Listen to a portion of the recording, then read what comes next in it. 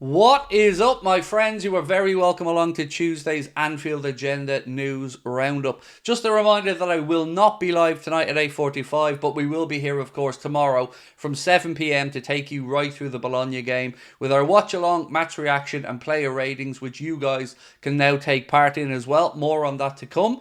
We're also going to be giving you guys some information on the length of contract that Virgil van Dijk apparently is asking for, and we're going to be asking which Sevilla player is it that Liverpool have been linked with if the worst came to the worst and we lost Trent Alexander-Arnold at the end of this campaign. That and a few updates from Arne Slot's press conference coming up over the next few minutes. But of course, you know we want to know your thoughts. So let us know in the comment section after you've watched the video. Drop a like and please do hit that subscribe button. Also, a little quick reminder that we will be in Liverpool November the 15th for a live show during the international break at the Hot Water Comedy Club. November the 15th. It is a Friday night. It is an all ages event, meaning it's open to everyone to come along, and tickets are priced at just £20. You can get those with the link in the description of this video. Right, let's start off with the Virgil van Dijk situation. So, Nico Shearer has reported that Liverpool defender Virgil van Dijk has asked for a 3-year contract extension from the club. Now, I want to know firstly if you think that 3 years is reasonable. Remember, he's got a year to go, so that's basically this season and 3 more seasons. So 4 years basically all in. I think that's probably a little bit too much, if I'm being honest with you. I would feel more comfortable with 2 years on top of this year that he has, and then the option for the club to trigger a 3rd year if indeed they wanted to. But I'd rather give him the contract than not give it to him, because for me, he doesn't rely on his pace. He relies on his reading of the game, his positioning, and of course his good aerial ability. So I think Virgil can indeed play into his 36th, 37th, 38th year.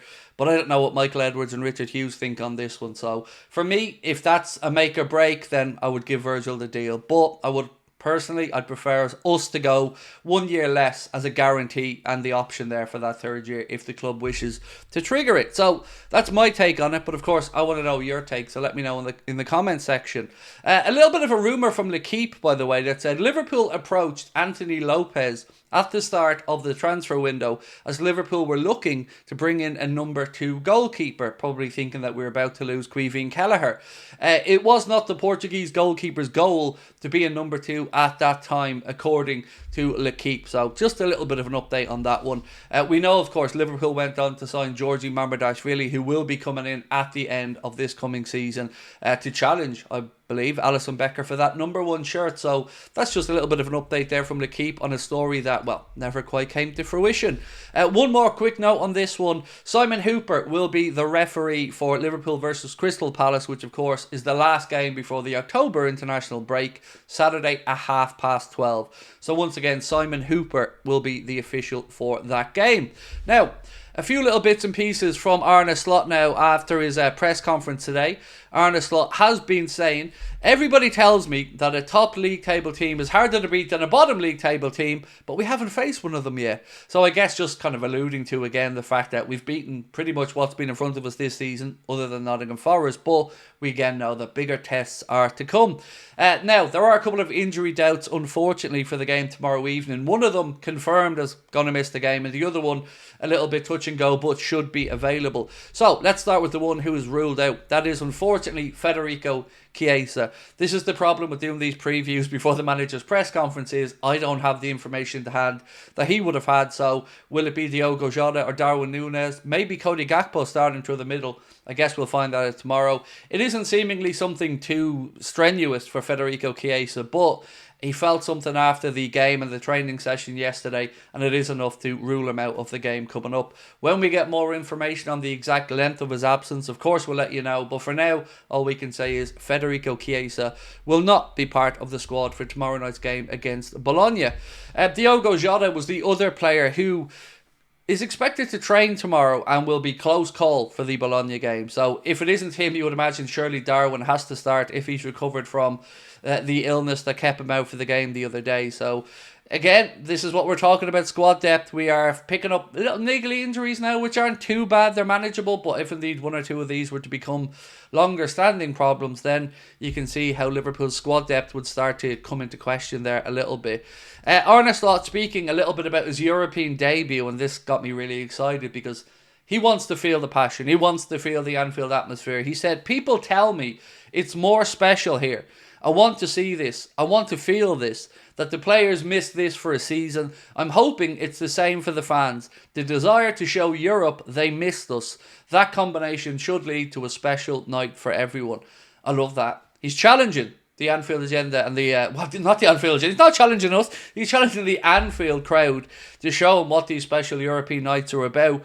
And I hope that the fans answer. It is his first European game in charge at Anfield. It's always going to be a special one for the manager. So let's hope that the Anfield and Anfield Agenda audience show up and give him, of course, a memorable night. Most importantly, though, give him a victory in his first home game against Bologna. So there is another story that I wanted to bring up as well, my friends. And that is a story from Caught Offside around a player who Liverpool are looking at if indeed the worst came to the worst and we lost Trent Alexander-Arnold. Let me read out what our friends at LFC Transfer Room have written here, quoting at Cut Offside. So they say, Liverpool are one of several Premier League clubs monitoring the situation of Juan Luis Sanchez at Sevilla as uncertainty remains around the future of Trent Alexander-Arnold. The piece goes on to say, Sevilla are willing to consider offers of around €25 million for the 21-year-old next summer, as 2025 would be the ideal time to sell the versatile star should he fail to put pen to paper on new terms at the Ramon Sanchez Pizjuan Stadium. So that is a rumour, to say the least. I don't know how much credibility to put in it, nor do I know very much about this player in all honesty. So as always, we're looking to you guys in the comments to let us know, have you watched much of this guy, Juan Luis Sanchez? If you have, let us know what he's like in the comment section. But what stood out to me there is the possibility of replacing Trent with a €25 million player. Cheapness, again, if you're asking me. But look, hopefully we don't have to replace Trent. That's the situation we want to see resolved sooner rather than later. One more little bit of information for you guys before I finish up today, and that is that no player in the Premier League has had more touches in the opposition penalty area than Mohamed Salah. Again, just underlining his credentials as one of the best players in the league. 68 is the amount of touches, by the way, Mohamed Salah has had in the opposition penalty area. 52 next for Bukayo Saka. So Arsenal fans, see a difference there? 16 touches already. It's just one of the metrics that you're going to see over the course of the season that show that young Saka just isn't yet at the level of Salah, but he might get there, but he isn't there yet, so stop getting ahead of yourselves. Also, Brennan Johnson with 52 touches in the opposition penalty area. Erling Braut Haaland with 49, although fair to say Haaland has quite a few goals so far this season. And Dejan Kulusevski of Spurs with 48 touches. So, my friends, that is pretty much the Anfield Agenda News Roundup for today. We are looking forward to reading your comments, so do let us know your thoughts in the comment section. A reminder that we will not be live tonight. We're going to leave you guys in peace to watch the Champions League games, but we will be back tomorrow with a full match day experience. We'll be starting from 7 p.m. with the watch along. Then we'll have our match reaction, of course, where you guys will get a chance to vote for your player ratings. Keep an eye out for a link pinned to the top of the chat in our match reaction, where you guys can click on that and give us your scores, and we'll then contrast and compare them with my scores in our player ratings video. Until then, my friends, have yourselves a lovely Tuesday evening. Thank you for watching, and I'll catch up with you soon. Take care. Bye-bye.